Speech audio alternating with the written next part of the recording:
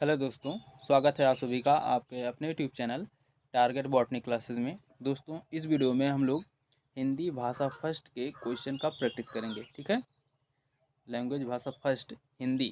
ठीक है, तो चलिए देर ना करते हुए वीडियो को स्टार्ट करते हैं। देखिए, निम्नलिखित गद्यांश को पढ़कर पूछे गए प्रश्नों के सबसे उपयुक्त उत्तर वाले विकल्प चुनिए। ठीक है, तो चलिए देखते हैं भाई। पहले पढ़ते हैं भाई गद्यांश को। देखिए, भौगोलिक दृष्टि से भारत विविधताओं का देश है तथा सांस्कृतिक रूप से एक इकाई के रूप में इसका अस्तित्व प्राचीन काल से बना हुआ है। इस विशाल देश में उत्तर का पर्वतीय भूभाग है, जिसकी सीमा पूर्व में ब्रह्मपुत्र और पश्चिम में सिंधु नदियों तक विस्तृत है। इसके साथ ही गंगा यमुना सतलज की उपजाऊ कृषि भूमि, विंध्य और दक्षिण के वनों से आच्छादित पठारी भूभाग,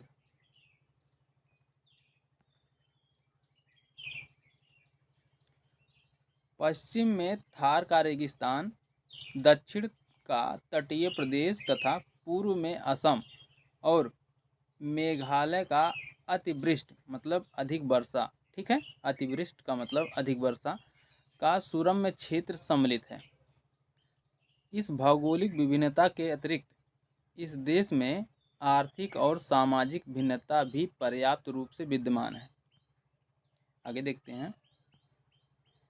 देखिए, वस्तुतः इन विभिन्नताओं के कारण भारत में अनेक सांस्कृतिक उपधाराएं विकसित होकर पल्लवित और पुष्पित हुई हैं। संस्कृत की सकारात्मकता देश के लोगों की निपुणता, नेतृत्व, संयम, उत्कंठा पर निर्भर करती है।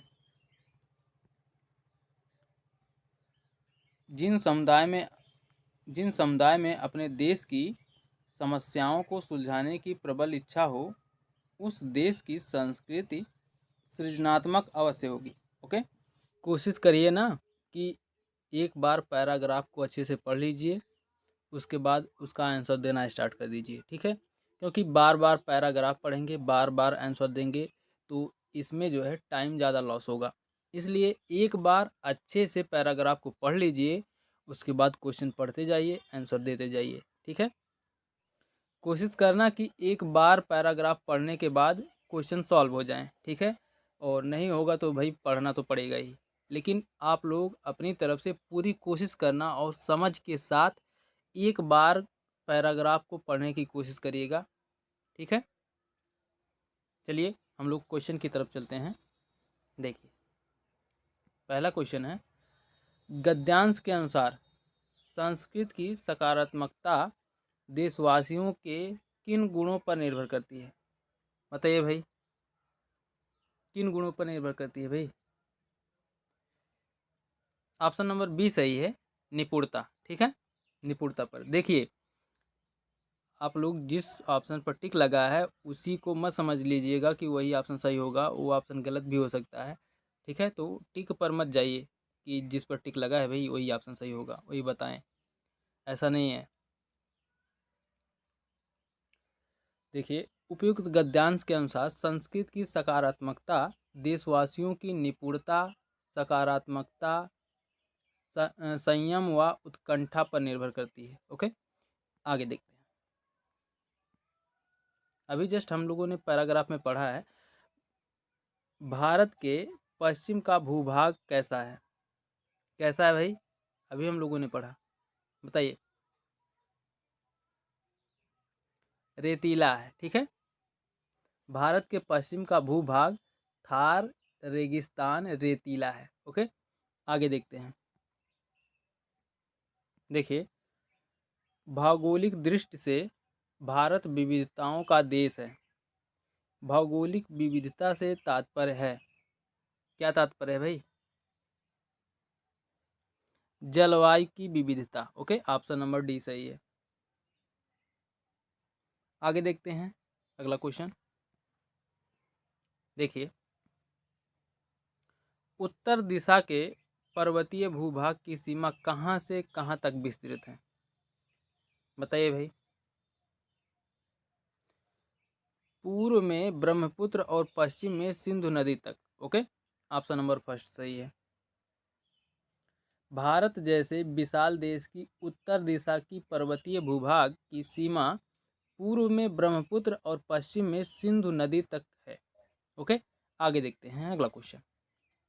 देखिए अगला क्वेश्चन है, गद्यांश में किस प्रकार की विभिन्नता की बात नहीं कही गई है या नहीं की गई है? बताइए भाई,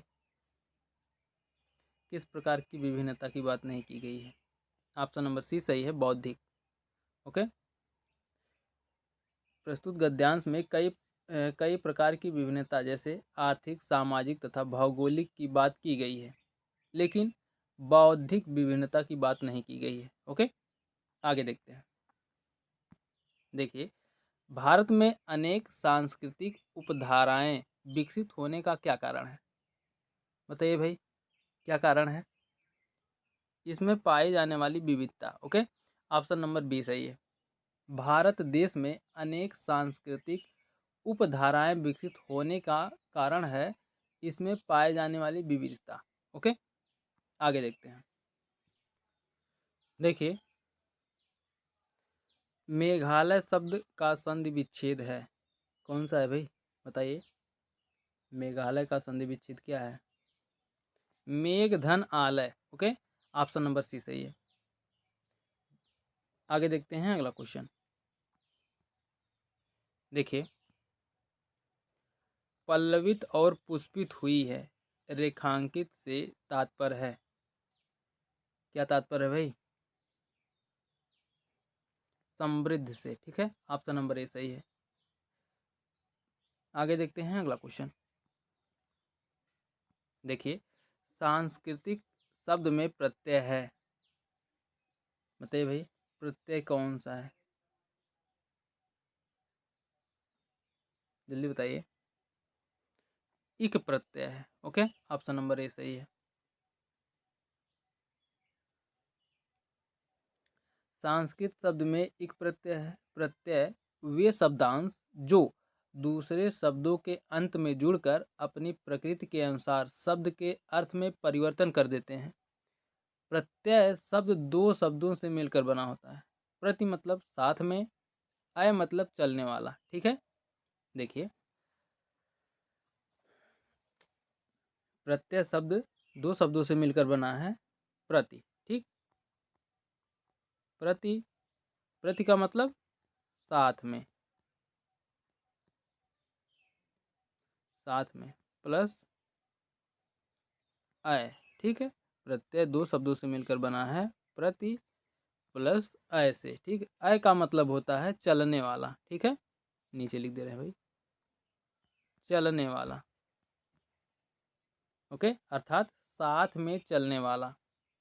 आगे देखते हैं अगला क्वेश्चन। देखिए, अगला क्वेश्चन है, निम्नलिखित पद्यांश को पढ़कर पूछे गए प्रश्नों के सबसे प्रयुक्त उत्तर वाले विकल्प को चुनिए। चलिए पढ़ते हैं भाई। देखिए, नन्हे नन्हे द्वीप नहीं तुम हार मानना, अंधियारे से घिरी धरा को ज्योतिमय करते रहना, दिख जाए यदि कहीं बटोही भूला भटका, उसको राह दिखाना, देखो भूल न जाना। आगे देखते हैं। देखें, घोर अंधेरी रातों में तुम सबको दूर भगाना, पुण्य काम यह बहुत कठिन चाहे लगता हो, कठिनाई के बीच सदा तुम खिल खिल हंसते रहना, अंधकार में तुम बन जाना सूर्य, सूर्य सा जलते रहना। अब चलिए भाई क्वेश्चन का आंसर देते हैं। ठीक है, कविता किसे संबोधित करती है या कविता किसे संबोधित है? बताइए भाई, दिए को। ठीक है, ऑप्शन नंबर बी सही है। प्रस्तुत पद्यांश में जो कविता कवि द्वारा कही गई है वह दीपक को संबोधित करती है। ओके, आगे देखते हैं अगला क्वेश्चन। देखिए, अंधकार में तुम बन जाना सूर्य, सूर्य सा जलते रहना। उक्त पंक्ति में प्रयुक्त अलंकार है? कौन सा अलंकार है भाई, बताइए। अनुप्रास उपमा, ठीक, ऑप्शन नंबर डी सही है। उपयुक्त पंक्ति में अनुप्रास उपमा अलंकार है। अनुप्रास अलंकार जहाँ एक वर्ण की आवृत्ति बार बार हो, ठीक है, वहाँ अलंकार अनुप्रास अलंकार होता है। जहाँ एक वर्ण की आवृत्ति बार बार हो वहाँ अनुप्रास अलंकार होता है। जैसे तरन तनुजा टट तमाल तरुअर बहुछाय, इसमें ता वर्ण की आवृत्ति बार बार हो रही है। ओके। उपमा अलंकार जहाँ किसी व्यक्ति या वस्तु की किसी अन्य व्यक्ति या वस्तु से समान गुणधर्म, स्वरूप आदि के आधार पर तुलना की जाती है, वहाँ उपमा अलंकार होता है। ओके। जैसे राधा के चरण गुलाब के समान कोमल हैं। ओके, आगे देखते हैं अगला क्वेश्चन। देखिए,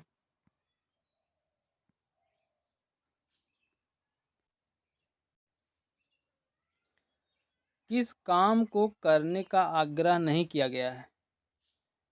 बताइए भाई, किस काम को करने का आग्रह नहीं किया गया है? ऑप्शन नंबर डी सही है। अंधकार में सूर्य को विश्राम करने दें, ठीक है, ऑप्शन नंबर डी सही है। प्रस्तुत गद्यांश में कवि ने अंधकार में सूर्य को विश्राम करने देने का आग्रह नहीं किया है। ओके, आगे देखते हैं अगला क्वेश्चन। देखिए, नन्हे नन्हे दीप पद किस कारक में है? बताइए, नन्हे नन्हे दीप पद किस कारक में है? संबोधन कारक में, ऑप्शन नंबर बी सही है। ओके, नन्हे नन्हे दीप पद में संबोधन कारक है। संज्ञा के जिस रूप से किसी को पुकारने, चेतावनी देने या संबोधित करने का बोध होता है, उसे संबोधन कारक कहते हैं। संबोधन कारक का चिन्ह अरे, अरे, अरे में एक चिन्ह होता है ऐसे ना, अरे, हो, हो, अजी, अजी है। ओके, संबोधन कारक का चिन्ह ऐसे होता है। ओके, आगे देखते हैं अगला क्वेश्चन। देखिए, अंधियारा और अंधकार शब्द हैं परस्पर क्या है भाई? समानार्थी, ठीक है, ऑप्शन नंबर बी सही है। अंधियारा और अंधकार शब्द परस्पर समानार्थी हैं। समानार्थी शब्द जिस शब्द का अर्थ समान हो या एक ही वस्तु के अलग अलग नाम होते हैं, उसे समानार्थी शब्द कहते हैं। उदाहरण, बाग, बाग को वाटिका भी कहते हैं। कथा, कथा को हम लोग कहानी भी कहते हैं। ठीक है, आगे देखते हैं अगला क्वेश्चन। देखिए, एक मिनट भाई, थोड़ा सा जूम करते हैं। देखिए, बहुत कठिन चाहे लगता हो, किस काम के लिए ऐसा कहा गया है? बताइए भाई। कठिनाइयों में भी हंसते रहना, ठीक है, ऑप्शन नंबर बी सही है। प्रस्तुत काव्य की पंक्ति में कवि ने कहा है कि बहुत कठिन चाहे लगता हो को कठिनाइयों में भी हंसते रहना काम के लिए कहा है। ओके, आगे देखते हैं अगला क्वेश्चन। देखिए, पेडागोजी से संबंधित क्वेश्चन आ गए भाई। देखिए, मनुष्य भाषा अर्जन की क्षमता के साथ जन्म लेते हैं। यह कथन किससे संबंधित है? किससे संबंधित है भाई? नोमचोम्स्की से। ओ, ठीक है, वाइगोत्स्की के यम के ओ से आशय है ऐसे व्यक्ति से है जो व्यक्ति सीखने वाले व्यक्ति से अधिक ज्ञान रखता है। ठीक है, वाइगोत्स्की के यम के ओ का आशय है ऐसे व्यक्ति जो व्यक्ति सीखने वाले व्यक्ति से ज़्यादा ज्ञान रखते हैं। ठीक है, यम के ओ का सिद्धांत वाइगोत्स्की ने 1896 से 1934 ईस्वी में दिया। ठीक है, यम के ओ का फुल फॉर्म होता है मोर नॉलेज अदर, और यम के ओ का सिद्धांत वाइगोत्स्की ने 1896 से 1934 में दिया। और बचे नॉम चॉम्स्की। नॉम चॉम्स्की को जेनरेटिव ग्रामर के सिद्धांत का प्रतिपादक एवं 20वीं सदी के भाषा विज्ञान में सबसे बड़ा योगदानकर्ता माना जाता है। ठीक है, नॉम चॉम्स्की को जेनरेटिव ग्रामर के सिद्धांत का प्रतिपादक एवं 20वीं सदी के भाषा विज्ञान में सबसे बड़ा योगदानकर्ता माना जाता है। उन्होंने जब मनोवैज्ञानिक के ख्याति प्राप्त वैज्ञानिक बीएफ स्किनर की पुस्तक वर्बल बिहेवियर की आलोचना लिखी, जिसमें 1950 के दशक, ठीक है, जिसमें 1950 के दशक में व्यापक स्वीकृति प्राप्त व्यवहारवाद के सिद्धांत को चुनौती दी। ठीक है, बच गए ब्रूनर। ठीक है, ब्रूनर, जेरोम ब्रूनर का सिद्धांत। ब्रूनर ने मुख्य रूप से दो बातों पर ध्यान दिया। पहला यह कि शिशु अपनी अनुभूतियों को मानसिक रूप से किसी प्रकार व्यक्त करता है, और दूसरा यह कि शैशवा और बाल्यावस्था में बालक चिंतन कैसे करता है। ओके, आगे देखते हैं अगला क्वेश्चन। देखिए, चॉम्स्की के अनुसार भाषा अर्जन का आधार क्या है? बताइए भाई, चॉम्स्की के अनुसार भाषा अर्जन का आधार क्या है? बताइए। इंद्रियों से प्राप्त अनुभव। ओके, ऑप्शन नंबर ए सही है। नॉम चॉम्स्की के अनुसार भाषा के अर्जन का आधार इंद्रियों से प्राप्त अनुभव है। चॉम्स्की का मानना है कि भाषा का अर्जन परिवेश से कम और इंद्रियों के अनुभव से अधिक होता है। इंद्रियों के अनुभव के आधार पर ही किसी बालक में भाषा के प्रति रुचि जागृत होती है। इसी के आधार पर वह भाषा में पारंगत होने में सक्षम होता है। ठीक है, आगे देखते हैं अगला क्वेश्चन। देखिए, किसी एक बच्चे द्वारा परिवार के सदस्यों की सहायता से पहले अर्जित की जाने वाली भाषा क्या कहलाती है? बताइए भाई, क्या कहलाती है? प्रथम भाषा। ओके, ऑप्शन नंबर ए सही है। प्रथम भाषा एक बच्चे द्वारा परिवार के सदस्यों की सहायता से पहले अर्जित की जाने वाली भाषा होती है। सामान्यतः इसी भाषा का दूसरा नाम मातृभाषा है, जिसका प्रारंभ बालक अपने परिवार के अन्य सदस्यों के द्वारा सीखने के माध्यम से करता है। यह बालक की प्राथमिक भाषा है तथा विद्यार्थी की अपनी भाषाई पूंजी है। यह अन्य भाषाओं को सीखने में बालक की मदद करती है। ओके, आगे देखते हैं अगला क्वेश्चन। देखिए, बच्चे में अंतर्निहित जन्मजात क्षमता होती है जो उन्हें भाषा के पैटर्न को खोजने में मदद करती है। निम्नलिखित में से कौन सा सिद्धांत इस कथन का समर्थन करता है? बताइए भाई, कौन सा सिद्धांत? ऑप्शन नंबर बी सही है, संज्ञानात्मकवादी। ठीक है, संज्ञानात्मकवादी सिद्धांत। संज्ञानात्मक विकास का मानना है कि बच्चों में जन्मजात अंतर्निहित क्षमताएं होती हैं जो उन्हें भाषा के पैटर्न को सीखने या खोजने में मदद करती हैं। यह सिद्धांत जीन पियाजे के द्वारा दिया गया है, जिसमें बालक को नन्हा वैज्ञानिक कहा गया है। बालक को नन्हा वैज्ञानिक किसने कहा है? जीन पियाजे ने। तथा इसके अनुसार बालक अपने ज्ञान का स्वयं सृजन करता है। ओके, आगे देखते हैं अगला क्वेश्चन। देखिए, भाषा अधिगम अभ्यास। ठीक है, भाषा अधिगम अभ्यास और पुनर्बलन की सहायता से स्वतः स्फूर्त तरीके से होता है। यह सिद्धांत किनके द्वारा प्रतिपादित किया गया है? बताइए भाई, किनके द्वारा प्रतिपादित किया गया है?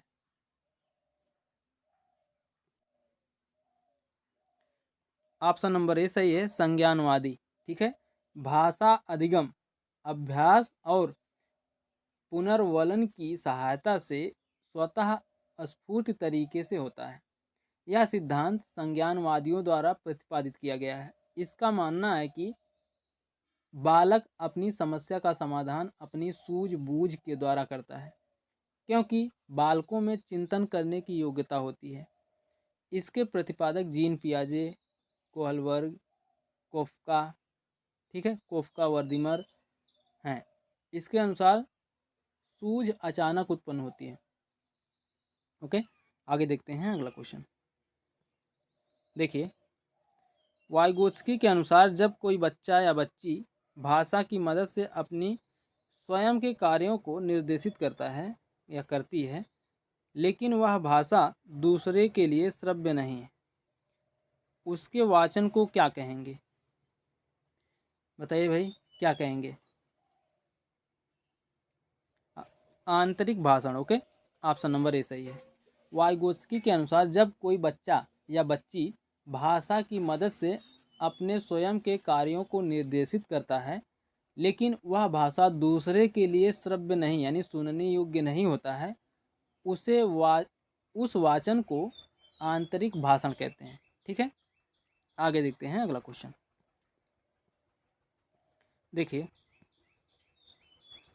यदि शिक्षक विद्यार्थियों को शब्दावली सीखने में मदद करना चाहते हैं तो निम्नलिखित में से कौन सा तरीका सबसे प्रभावशाली होगा? बताइए भाई, सबसे प्रभावशाली तरीका कौन सा होगा? कहानियों और चित्रों का प्रयोग, ऑप्शन नंबर ए सही है। निम्नलिखित में से कौन सी भाषा शिक्षा की अवधारणा नहीं है? बताइए भाई, कौन सी भाषा शिक्षा की अवधारणा नहीं है? घटना आधारित संभाव्यता। ओके, ऑप्शन नंबर सी सही है। घटना आधारित संभाव्यता भाषा शिक्षा की अवधारणा नहीं है। निमज्जन यानी गोता या डुबकी, लगातार स्नान करना, अवगाहन करना, किसी वस्तु को किसी तरल पदार्थ में डुबाने की क्रिया, किसी विषय में लीन या निमग्न होना, बोधगम्य निवेश, बोधगम्य दृष्टिकोण भाषा सीखने की पद्धति है जो बोलने के बजाय भाषा की समझ पर जोर देती है। सहारा देना, मदद करना, सहायता करना। आगे देखते हैं अगला क्वेश्चन। देखिए, समालोचनात्मक शिक्षण शास्त्र दृढ़ता से किस बात में विश्वास करता है? बताइए भाई, शिक्षार्थियों के अनुभव तथा दृष्टिकोण महत्वपूर्ण है। ठीक है, ऑप्शन नंबर बी सही है भाई। समालोचनात्मक शिक्षण शास्त्र के अंतर्गत शिक्षार्थियों के अनुभव तथा दृष्टिकोण को महत्वपूर्ण माना जाता है, क्योंकि